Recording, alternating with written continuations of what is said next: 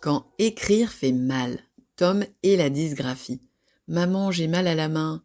Tom a 9 ans, il connaît tous les noms des dinosaures et rêve de devenir paléontologue. Mais à l'école, écrire est devenu une épreuve. Sa maman raconte. Il s'arrête après 2 lignes, pose son stylo et me dit « J'arrive pas, ma main me fait trop mal, j'arrête ». Le soir, il refuse même de faire un dessin pour sa petite sœur. Tom grimace, secoue la main, soupire. Peu à peu, le plaisir d'écrire disparaît et même pire, Tom commence à éviter d'écrire et de dessiner. La douleur n'est pas tous les jours la même. Parfois c'est juste le poignet, parfois carrément l'avant-bras ou même la tête en fin de journée, quand Tom n'en peut plus. Les lettres se chevauchent, il efface beaucoup, sa tenue du crayon est crispée. Bientôt, il ne veut plus dessiner ni écrire pour le plaisir. Toute la famille s'interroge. Est-ce de la fatigue, du manque de motivation, un vrai problème? Quand la douleur ne passe pas toute seule. Tous les enfants peuvent se plaindre un jour d'avoir mal en écrivant. Mais quand la douleur revient souvent, que la main fatigue très vite et que la confiance s'envole, il faut écouter ces signaux. Chez Tom, écrire est devenu synonyme de souffrance. Plus il force, plus il s'épuise. Il faut agir. Beaucoup d'enfants vivent ce cercle vicieux. C'est parfois le signe d'une dysgraphie, d'un trouble connu, mais encore mal repéré. Il touche le geste de l'écriture, son organisation et son confort. Tom n'est pas tout seul dans ce cas. Les signes qui doivent alerter. Douleur à la main, au poignet ou à l'avant-bras pendant l'écriture, devoir très long, arrêt fréquent, écriture difficile à lire, lettres collées ou tremblées, effacement répété, stylo serré trop fort, évitement des activités graphiques, agacement ou perte de confiance, soupir, grimace. À la maison, gardez le lien et la détente. Ce qui aide vraiment. Faire des pauses régulières, vérifier la position, les pieds au sol, le dos appuyé, cahier légèrement incliné. Laissez l'enfant choisir son stylo préféré. Encourager les activités manuelles, dessin, pâte à modeler, perles. Féliciter l'effort et pas seulement le résultat. Parler de la douleur. Quand ça fait mal, tu t'arrêtes et tu me dis où. On note dans le carnet de la main pour en parler au rendez-vous. Le rôle de l'orthophoniste. Écouter, évaluer, accompagner. Quand la gêne s'installe malgré les encouragements, il est important de consulter le médecin. Il vérifie que tout va bien côté santé, puis conseille souvent un bilan orthophonique. L'orthophoniste, comme tout professionnel de santé, est compétent pour évaluer la douleur dans cette situation.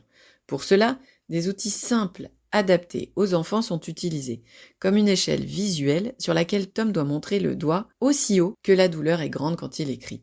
Cette échelle permet de connaître l'intensité de la douleur de l'enfant entre 0, aucune douleur, et 10, la pire douleur.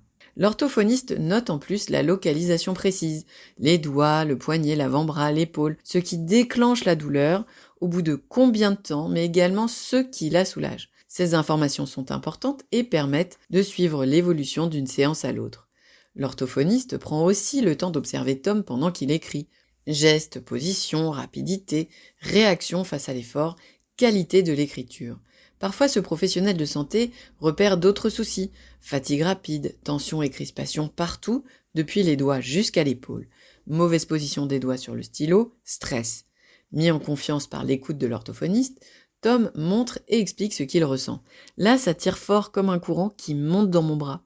Mais l'évaluation ne se limite pas au corps, et grâce à l'écoute de l'orthophoniste, l'enfant peut aussi exprimer sa peur d'essayer, sa honte ou son découragement. L'objectif est de comprendre l'ensemble des difficultés pour éviter l'échec scolaire et la perte de confiance. Chacun son rôle, tous ensemble.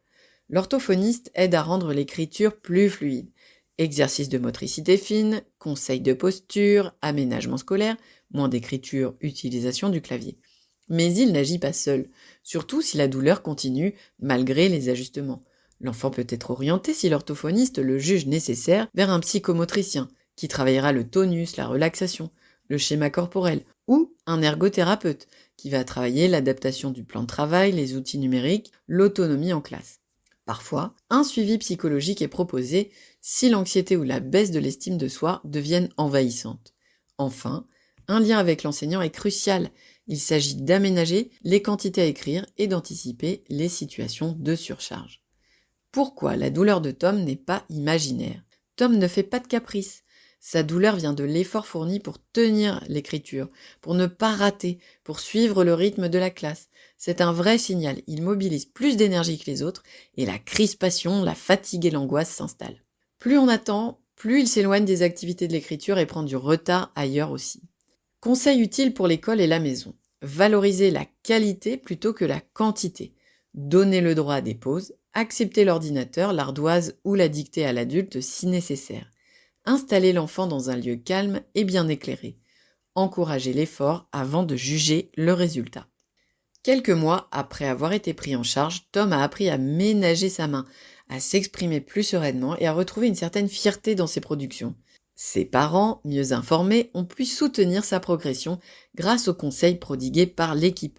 Aménagement, pause, outils adaptés, encouragement constant. Avec tous ces changements et grâce à l'équipe autour de lui, Tom reprend confiance.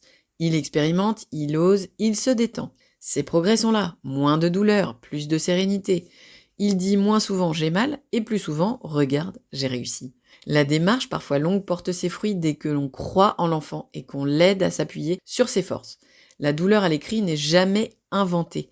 Écouter, observer et s'entourer, c'est la clé pour que l'écriture redevienne agréable et confortable.